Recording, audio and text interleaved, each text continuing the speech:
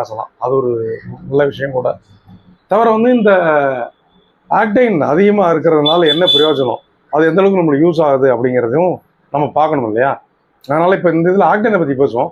அதுக்கு முன்னாடி இப்போ இதுவரையும் நம்ம பேசுனது என்னங்கிறது ஒரு கோர்வையாக நான் உங்களுக்கு சொல்லிடுறேன். அதிலிருந்து நம்ம கண்டினியூ பண்ணிக்குவோம்.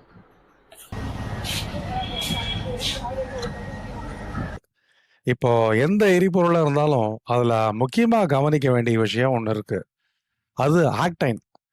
ஆக்டைன் அப்படிங்கிற விஷயம் என்னன்னு கொஞ்சம் நம்ம தெரிஞ்சுக்கிட்டா, பெட்ரோல்ல இருக்கிற ஆக்டைன் என்ன? எவ்வளவு? எத்தனால்ல இருக்கிற ஆக்டைன் எவ்வளவு? இது அதிகமா இருந்தா நன்மையா?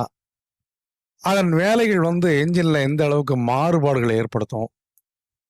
மேலும் அதனால் என்னென்ன விளைவுகள் ஏற்படும்? இதுதான் அதுல முக்கியமான விஷயம். அப்படிங்கிறத நம்ம தெரிஞ்சுக்கணும். அப்படி தெரிஞ்சிட்டா தான் வருங்காலத்துல வரப்போகிற எத்தனால் எரிபொருள் கலவையை நம்ம நிகழ்கால